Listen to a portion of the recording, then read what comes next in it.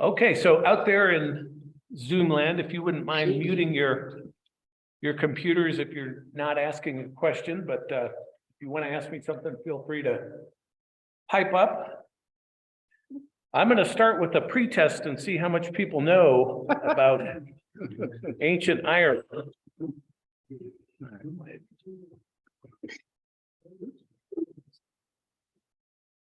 Hang on.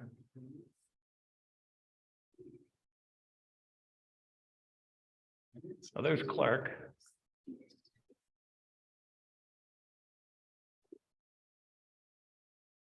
Give me a second here. There we go. Okay.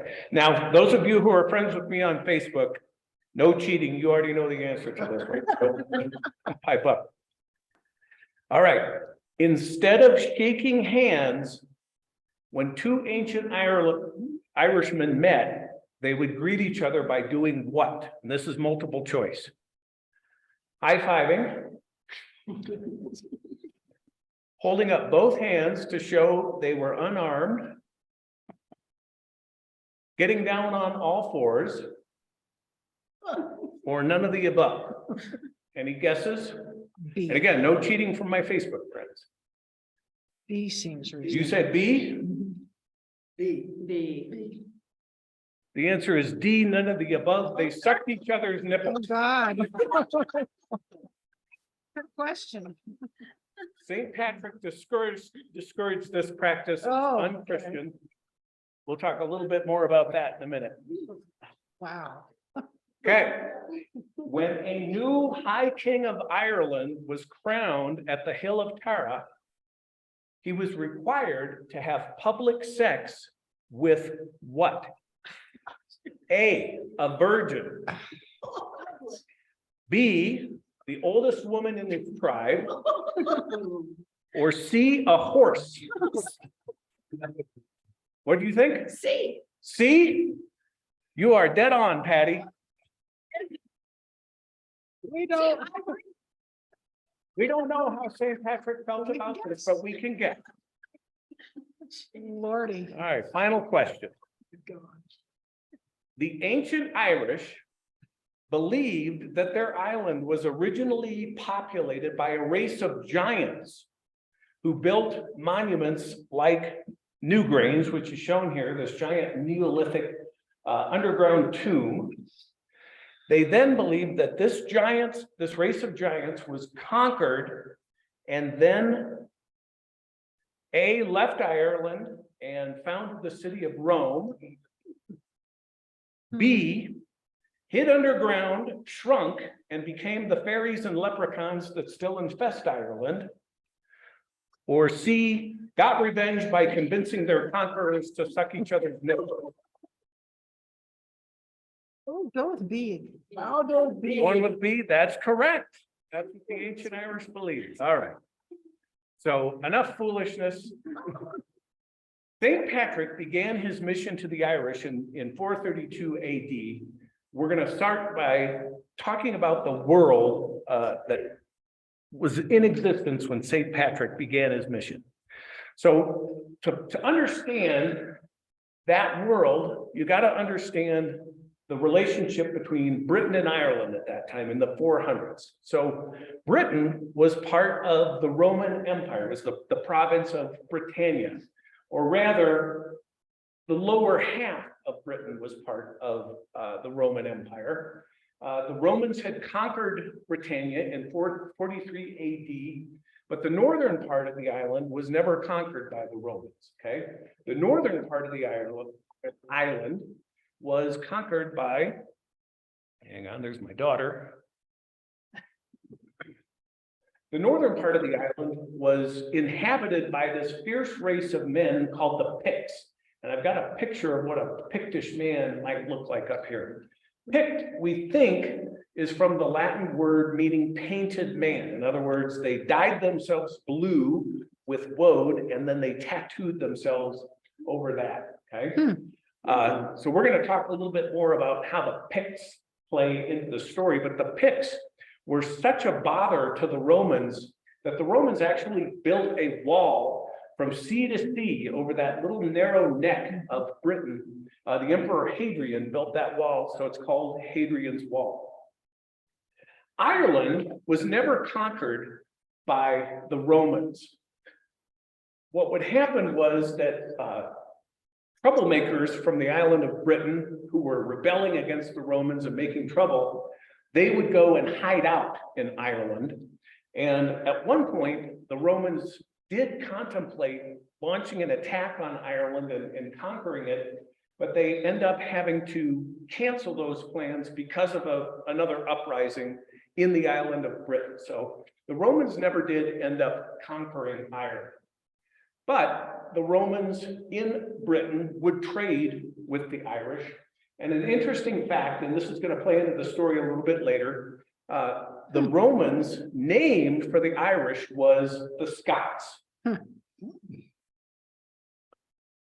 So Roman Britain was mainly Christian by about the year 400 AD.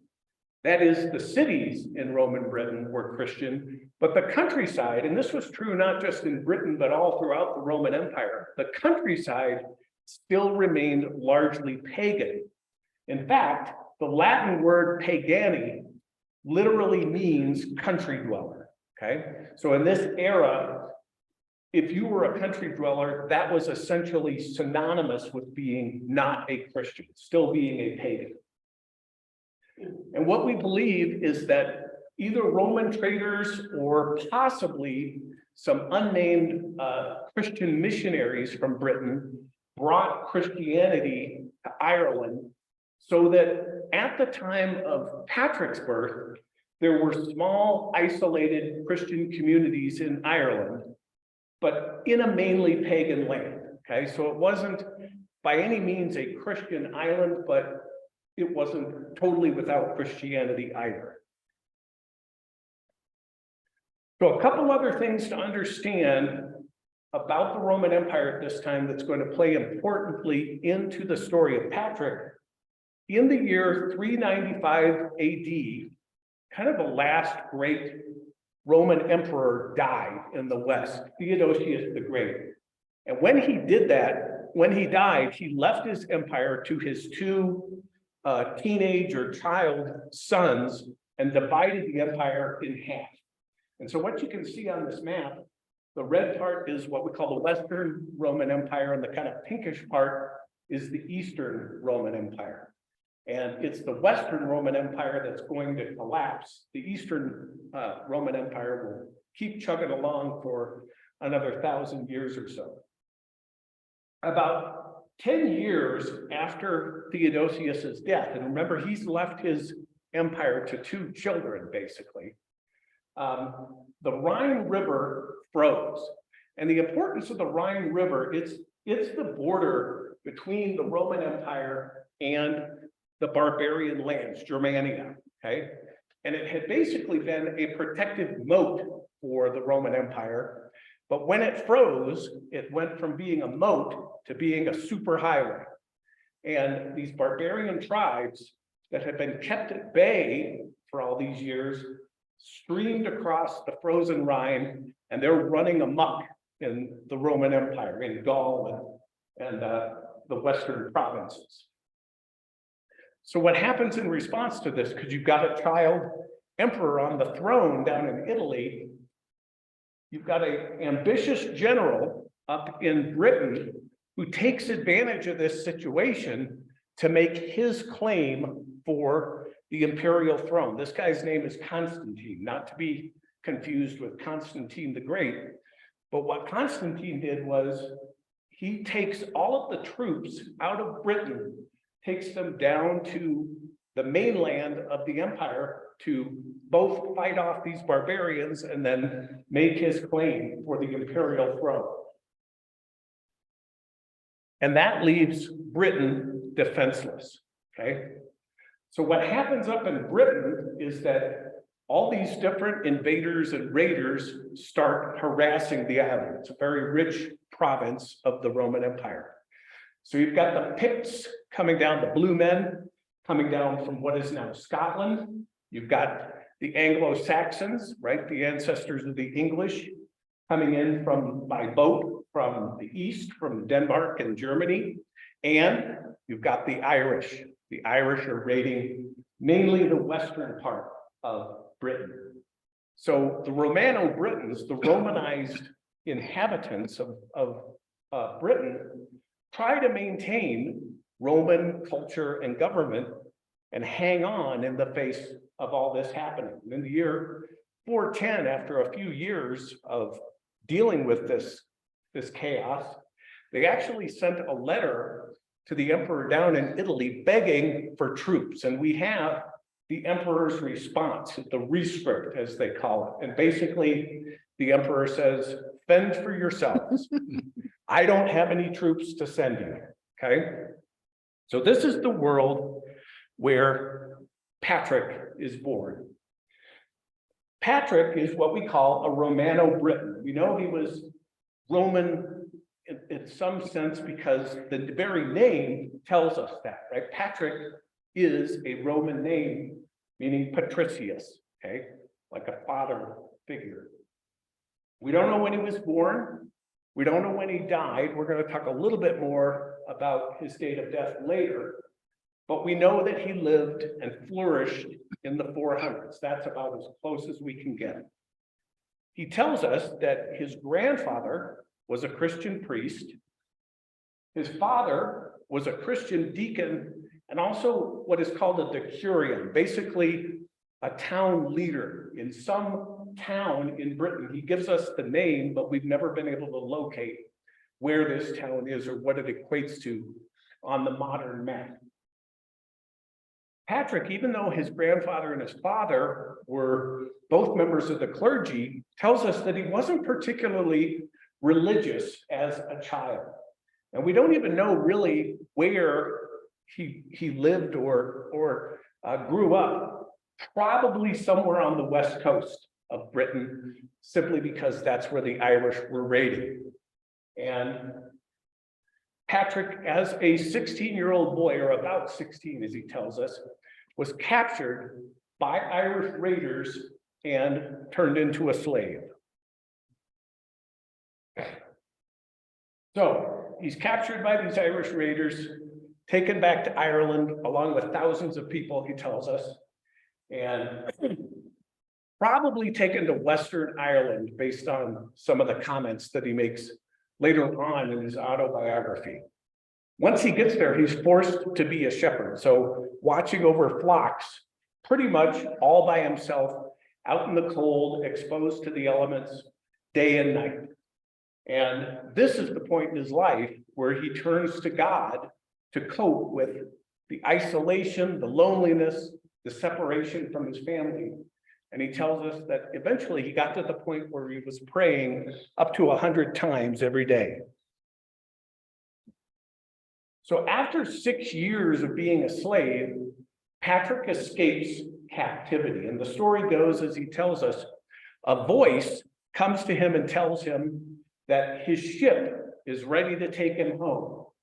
So he walks 200 miles, presumably from the west end of the island to the east shore of the island, and finds a ship there and convinces a captain to let him on board. And this is where Patrick tells us that he refused to suck the nipples of the sailor from the boat. Right?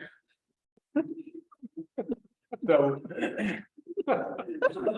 we don't know exactly how he was able to talk himself on this boat, but as we're going to see, Patrick is a very charismatic person, and presumably he convinces them that he's got the power of God behind him. So he gets on this boat and they escape Ireland, but the ship wrecks on land, and then he and the crew and the captain wander, as he tells us, for 28 days in the wilderness. We don't know if this is in Britain or on the continent or exactly where, but by the end of this 28 days, they're nearly starving. And this is the point at which Patrick prays, and miraculously, a herd of wild pigs suddenly appears.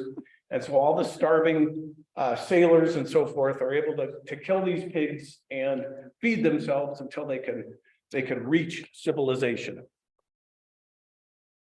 All right, so Patrick is now a free man, and what he does is he studies to be a priest. And according to his autobiography, he's doing this both in Britain and also in Gaul, what is now France.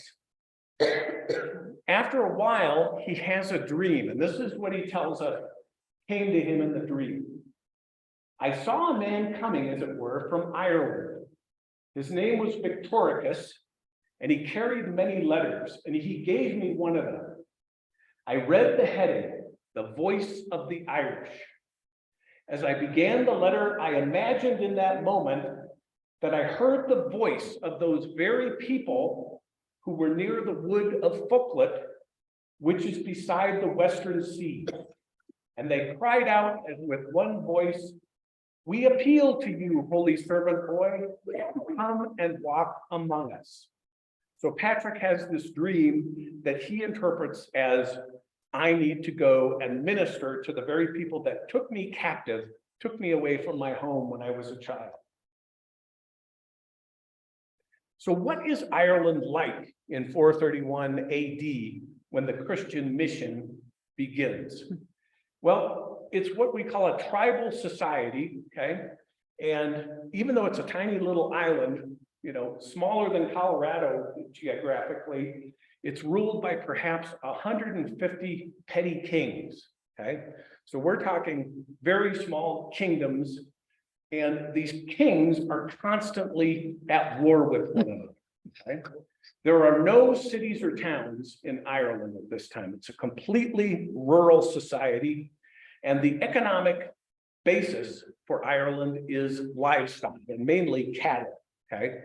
So what they're doing is they're raiding each other to steal each other's cattle. That's the life of an Irishman at this time, okay? And in fact, their equivalent of the Iliad or the Odyssey, kind of their foundation myth, their most important story that they loved to hear told around the campfire was about the theft of a really big cow, okay? Now we have this position called the High King, right? You've got 150 of these little tribal kings, but there's one High King who's, theoretically above all. This is the guy who's crowned at the Hill of Tara and has to have sex with the horse as part of the inauguration ceremony, okay? But the High King is not like truly in control of Ireland, okay? A really powerful High King can probably force the smaller kings to pay tribute to him, but mainly what his role is to kind of arbitrate disputes among the smaller kings, okay? In the year 431 AD, the High King is said to be a guy named Loghaire, who apparently had more power than your typical High King, as we're going to see. A couple other things to know about Irish society at this time. There's a class of people called the bards, okay? They're kind of like storytellers and historians all in one, okay? But they're greatly respected by the Irish, okay? And in fact, the kings and the nobles lived in fear that they would get on the wrong side of a bard and the bard would tell a satirical story about them, make fun of them. And that would greatly diminish a king's esteem and possibly even cause him to lose his throne. Religiously, the Irish are pagans, and their priestly caste are called the Druids. And to become a Druid requires 20 years of education.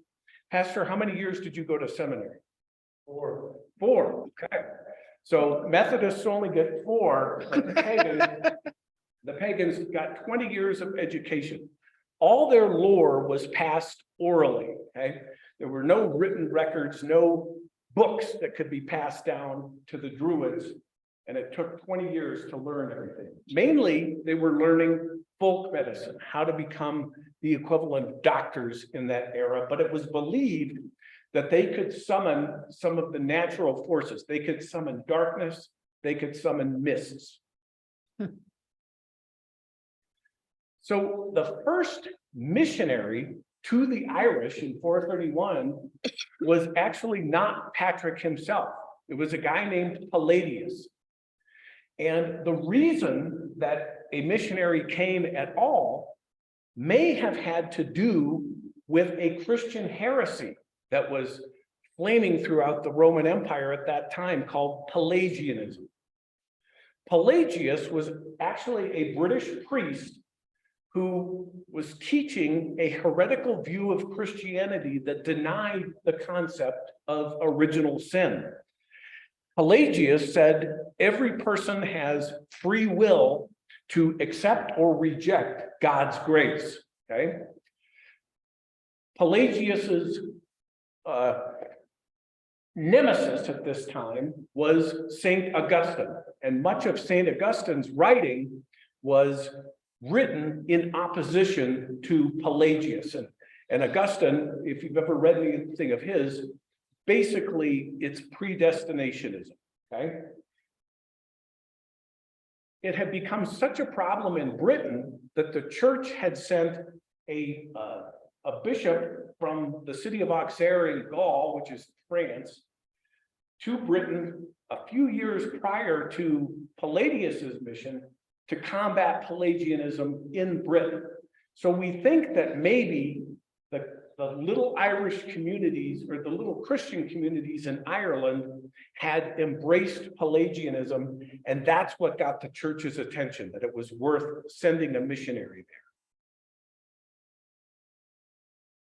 there. It also seems like the situation was politically amenable to a Christian missionary because of the High King Loghaire.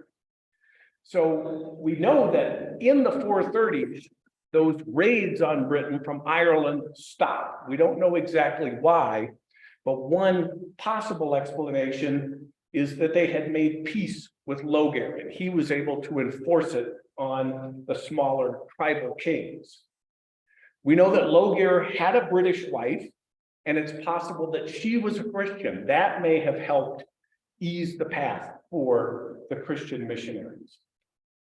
We know that in Britain, the Romano-British, because they've been abandoned by the central government down in Italy, they had basically formed an autonomous governing council. And to deal with these attacks on their island, they had hired Anglo-Saxon mercenaries to defend them, okay? Spoiler alert, that's not going to work out well for the British. Okay? Hey, Dad. Yeah. I think there's some people in the waiting room who need to be let in. Oh, yeah. Tim must have. Thank you. No, also they were at the front door outside. What's that? Liz and some friends were waiting outside, but the door was locked. Oh, the church at the church. Okay, Patty's Yes, going to go sorry. let him in. Thanks, Sharon. So basically, Loghaire had probably agreed for any of these reasons not to harass any Christian missionaries. Okay, so it was more or less safe, seemingly, for a Christian missionary to come in.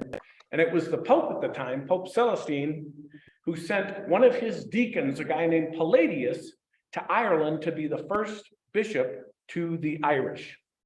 Now, Palladius had never set foot in Ireland, as far as we can tell. And it seems like he ran afoul of one of the local kings, or possibly the Druids, okay, because he stays in Ireland for less than a year.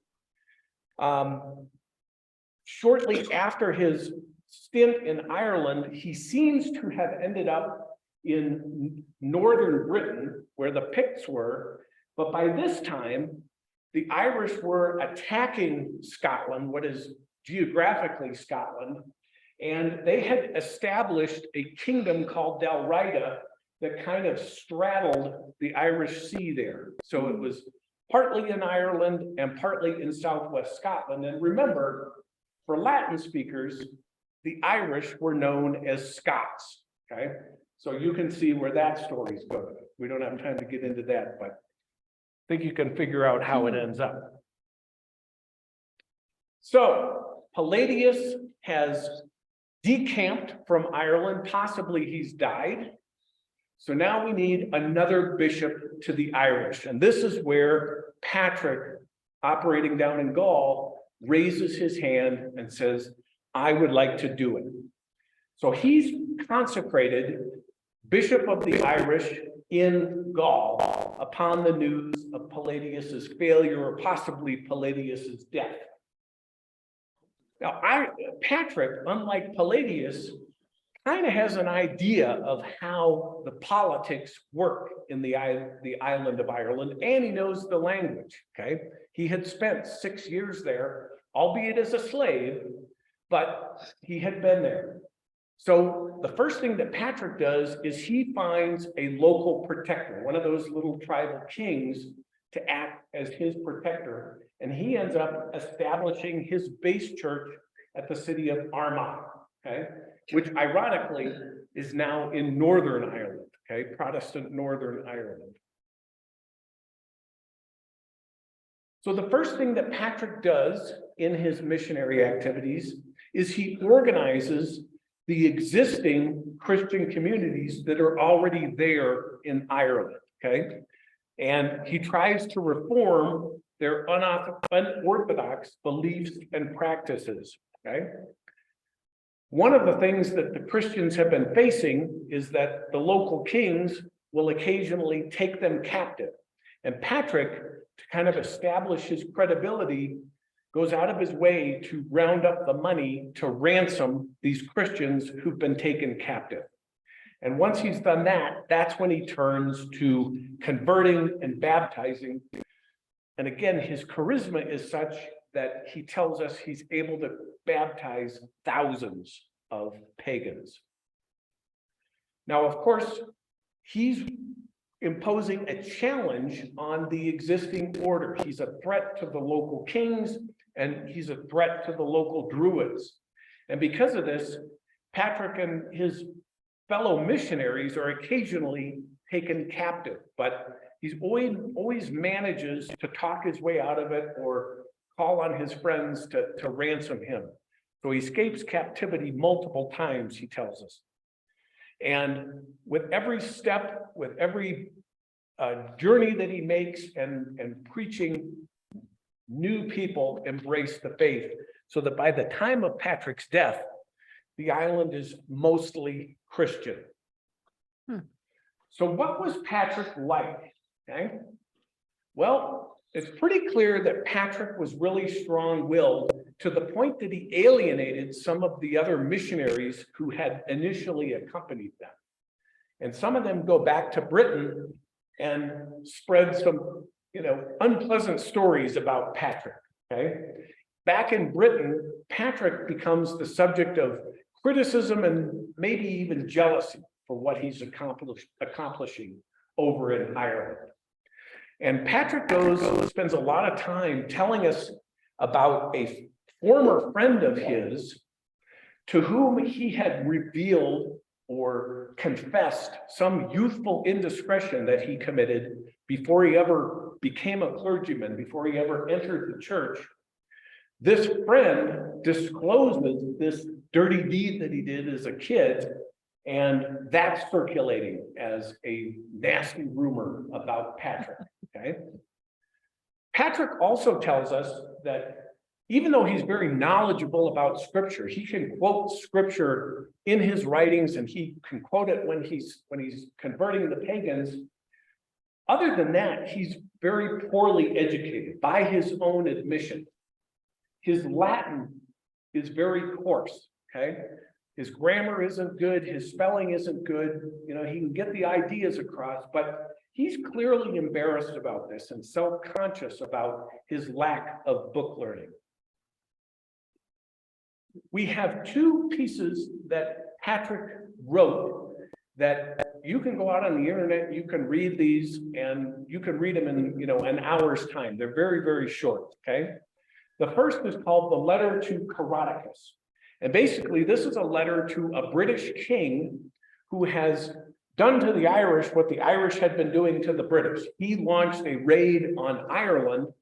And what really made Patrick mad was that Coroticus, who was ostensibly a Christian, had taken captive some of the newly converted Irish Christians, okay? And Patrick is like, hey, you're a Christian, you're not supposed to enslave other Christians.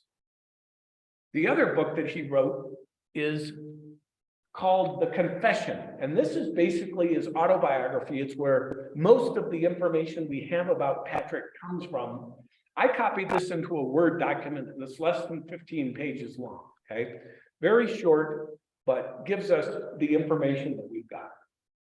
Both of these documents reveal to us that Patrick considered himself to be a stranger suffering in a strange land, okay? And of course, there are later legends about St. Patrick. He uses the shamrock to explain the Trinity. He drives the snakes from Ireland. The story there is that he'd gone up onto this mountain to pray and fast for 40 days, right? So he's really cranky at the end of the 40 days and a snake bites him on the heel. And so as a result of that, he drives all the snakes out of Ireland as punishment. Probably didn't happen. All right, so Patrick establishes the church in Ireland, okay? And it's a challenge, right? Because in the Roman Empire, the church is built on this system of bishops, and each bishop has a town that they are the head of the church in that town, right? But in Ireland, there are no towns, right? How do you mimic the structure of the Roman church when you have no towns to put your bishops in? So the way that the church ends up getting organized in Ireland is around monasteries, okay? Patrick founds a number of monasteries throughout Ireland. And as it turns out, monasticism is perfectly suited to the Irish temperament. Remember, we talked early on about how the bards were this really revered and respected class, right? The Irish respect learning, and they love information, and monasticism, copying books and studying the Bible, is perfectly suited to that temperament. So the monasteries in Ireland become the centers of Christianity. So they do attempt to have bishops in Ireland, but instead of putting them in towns, which don't exist there, Patrick attaches them to the monasteries. And initially tries to divide Ireland up into dioceses, but what eventually ends up happening is that each monastery wants to have its own bishop, okay? And so each monastery ends up with its own bishop, and the monasteries themselves end up being controlled by the tribes. So it becomes an extension of all that intertribal rivalries that we saw characterize Irish civilization. So Patrick's death and burial, okay? Again, I told you earlier, we don't really know when Patrick was born or when he died. We don't have any date at all for when he was born, but we have a series of dates in various sources for his date of death, and they range widely. One source has it as early as 457 AD. One source has it as late as 492 AD. So that's a very big range. Most scholars tend to think it was around 460, 461 that Patrick died. He's reputedly buried in Downpatrick. This is a picture of his legendary tombstone, if you will. And as soon as he died, there was a fight among tribes over his remains. They all wanted to claim the body of the apostle of the Irish. So that's all I have to tell you about St. Patrick, the historical St. Patrick tonight. Any questions about what I've covered tonight before I? When was he canonized? I don't know when he was canonized. That's a very good question. Be interesting to know who and which pope canonized him. Very good question. I had not thought about that one. Yeah. What did the petty kings think of the monasteries? What did the petty king think of the monasteries? Yeah, I mean, once the monasteries got established, the petty kings were fighting over who controlled them, right? And they could reward their followers by making them the abbot or giving them a free living inside the monastery. Never canonized as a saint. Is there a question out in Zoom land? He was very young when he died. Well, it depends on what his date of birth was, or what his date of birth was, right? So we know that he started his missionary activity in 432, right? And he had been a slave for 6 years, and he was about 16 when he was enslaved. You know, and he had spent time becoming a priest and so forth. So by 432, he had to be at least, I'm gonna say 28, you know, maybe older, okay? So if he lived to 492, he's like a 90-year-old man at that point, or possibly older. One legend says that he lived to be 115. So, Oh, you know, probably again, not the case, but that's what the legend says. and found. So Sandy did a little Zoom or little checking on Google and found that St. Patrick was never actually formally canonized as a saint. Oh, interesting. She's got it up right here. She can read it or you can read it. Thank you. St. Patrick was never canonized as a saint. This is simply due to the era he lived in. During the first millennium, there was no formal canonization process in the Catholic Church. After becoming a priest and helping to spread Christianity throughout Ireland, Patrick was likely proclaimed a saint by popular acclaim. So, thank you. Well, if you are interested in ancient history, I will give you a plug for my next class, which starts Monday, April 10th. It's called The Apostolic Age, Christianity in the First Century AD. And in that class, we'll cover topics such as how Christianity spread after Jesus's death. We'll learn about some of the early heresies in the Christian church and some of the bizarre gospels that were written that didn't make it into the Bible. We will talk about the formation of Christian scripture and the development of church institutions and the early persecution by Rome. So thanks very much for turning out tonight. Yeah. How did they build the monasteries? Were they considered slaves, the ones that they hired to build the? You know, that's a monasteries? good question. I don't know if they used slave labor to build the monasteries or just exactly what. So, yeah, that's not a question I have ever investigated. How many were there? And was there one per petty king or how was that? I don't have a count. I doubt there were 150 early on, but they continued to be built, you know, after Patrick's death.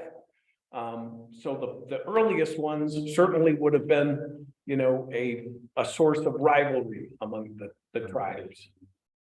Just wondering which tribes they had built them and if they were part of their own tribe or whether they had to bring outsiders in. Yep, I don't know the answer, and I don't know if it's documented where anybody could even know that. That's a very good question. Because they were huge. Any other question? A lot of good questions tonight. Question, why do we celebrate St. Patrick's Day on March 17th? That was the day, according to legend, that he died. Oh, So that was typical. A feast day was associated with a saint's death. And did Ireland claim, did they start St. Patrick's Day celebrating him? Well, again, as we just learned, you know, St. Patrick became a saint, right, by popular acclaim, right? So it's going to be there where he was revered the most among the Irish. And of course, here in the United States, we had a huge influx of Irish immigrants in the 1800s because of the potato famine and so forth. So that's why it's a very popular holiday here in the United States.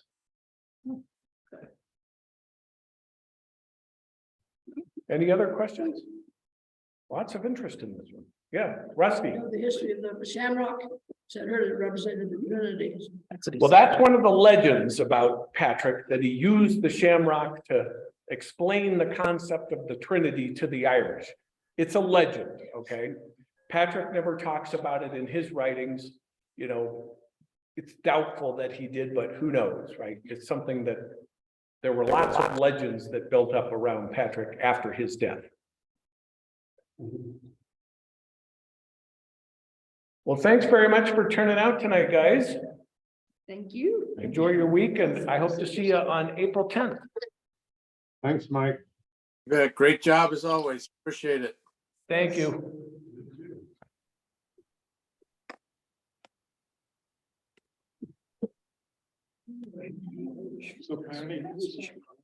Nobody was at any of the, I went upstairs.